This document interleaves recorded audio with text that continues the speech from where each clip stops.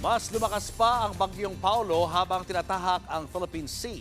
Huling namataan ang bagyo sa layong 695 kilometers east ng southeastern Luzon. Ang hangin nito umaabot sa hanggang 55 kilometers per hour na may pagbugsong hanggang 70 kilometers per hour. Pakanluran ang kilos ng bagyo sa bilis na 25 kilometers per hour. Posibleng maglandfall ang bagyong Paulo sa Isabela o Aurora. At sa Sabado pa ito nakikitang lalabas ng bansa.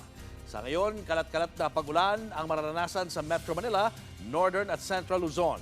Easterlies naman ang magpapaulan sa Batanes, Cagayan, Apayao at Ilocos Norte.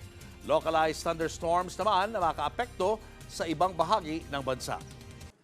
Mga kapatid, Julius Babaw po. Para sa komprehensibo at makabuluhang balitaan at talakayan, mag-follow at mag-subscribe na sa social media pages ng News 5.